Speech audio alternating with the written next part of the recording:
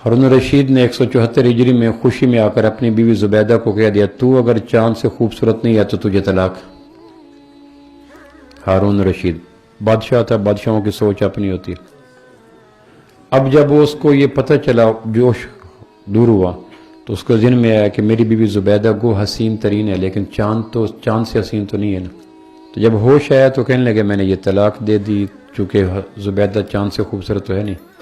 تو امام یعقوب رحمۃ اللہ علیہ، جن کو امام ابو یوسف کہتے ہیں، امام ابو حنیفہ کے شاگرد، نام یعقوب تھا، بیٹے کا نام یوسف تھا، اس لیے امام ابو یوسف کہتے ہیں۔ جب یہ فارغ ہوئے تو فتویٰ کا آغاز کر لیا۔ تو امام ابو حنیفہ ان کو فتوے کے لیے اجازت دینا نہیں چاہ رہے تھے۔ ایک دن ایک آدمی کو پوچھا، بھیجا کہ ابو یوسف سے پوچھ کے یہ مسئلہ کیسے ہے۔ تو اس نے پوچھا تو ان کو جواب نہ آیا۔ تو انہوں نے کہا انگور سے پہلے ہی منقع بن گئے، یعنی انگور تو بنے نہیں ہو، یعنی ابھی مفتی تو بنے نہیں ہو اور فتویٰ دینے لگے۔ پھر دوبارہ درسگاہ میں آگے۔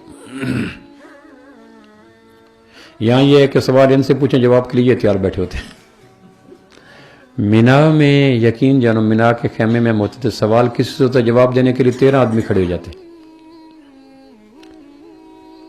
ابن مسعود رضی اللہ کہتے ہیں ہمارے زمانے میں عام معمول تھا کہ اگر کسی سے کوئی سوال پوچھتا اور 10 صحابہ بیٹھے ہیں، ہر ایک دوسرے کی طرف کرتا کہ اس سے پوچھو، اس سے پوچھو، اس سے پوچھو۔ جب خوف خدا ہوتا ہے تو فتویٰ دینے میں آدمی کنجوس ہو جاتا ہے، اور جب خوف خدا نہیں ہوتا تو پوچھو، اس سے جواب وہ دیتا ہے۔ تو امام ابو یوسف، امام یعقوب رحمۃ اللہ علیہ، ان سے پوچھا گیا تو انہوں نے کہا نہیں طلاق تو نہیں ہوئی۔ تو ہارون رشید حیران ہوا۔ اس نے جن علماء نے کہا تھا طلاق ہوگی، زبیدہ آپ سے جدا ہوگی، اس سے کہا، اس بلایا تو کہا تم آپس میں ایک دوسرے کو مطمئن کرو۔ جو علماء اور مفتیان کرام کہتے ہیں کہ طلاق ہوگی وہ اپنے دلائل رکھیں، امام ابو یوسف رحمہ اللہ اس کا توڑ کریں، اس پہ سوال جواب ہوتے رہے۔ تو آخر پہ امام ابو یوسف نے کہا قرآن کہتا ہے کہ زبیدہ چاند سے خوبصورت ہے، تو قرآن تو مکمل ہو گیا تھا 10 ہجری کو، الیوم اکملت لکم دینکم۔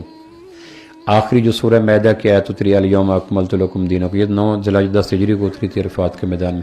اس کے بعد تو قرآن نہیں اترا۔ اس پہ ان کو ہوا کہ قرآن کہتا ہے، اور یہ واقعہ 174 ہجری کا، ابو ہارون رشید 170 ہجری میں بادشاہ بنے، 193 میں فوت ہو گیا، اور واقعہ ہو چکا تھا 160 سال پہلے قرآن مکمل ہو چکا تھا۔ تو انہوں نے کہا قرآن مجید میں کیسے آگے؟ تو کہا قرآن کہتا ہے لقد خلقنا الانسان فی احسن تقویم، 3 زیتون، طور سین، ھذا البلد الامین، 3 کی قسم، زیتون کی قسم، طور سینا کی قسم، مکہ مکرمہ کی قسم۔ یہ 4 چیزیں، 2 جسمانی صحت کے لیے ضروری 3 زیتون، 2 روحانی صحت کے لیے ضروری طور سین بلد امین، ان کی قسم کیا؟ لقد خلقنا الانسان فی احسن تقویم۔ احسن سپریٹو ڈگری ہے، اس میں تفصیل ہے۔ کائنات کی جتنی مخلوقات ان میں سب سے حسین انسان ہے۔ تو کہنے کہ کائنات کی مخلوقات میں چاند بھی ہے، سورج بھی ہیں، ستارے بھی ہیں، اور قرآن کہہ رہا ہے کہ انسان سب سے حسین ہے، احسن ہے۔ اس سے پتہ چلا کہ زبیدہ چاند سے خوبصورت ہے۔ تو ہارون خوش ہو گیا کہ شکر ہے بچ گیا۔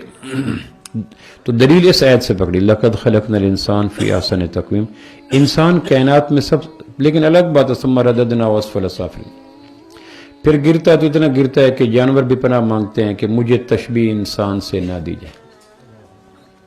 ثم رددناہ اسفل بھی نہیں، سافلین، اتنا گرتا ہے کہ اس سے گرنے کا مقام کوئی نہیں ہوتا۔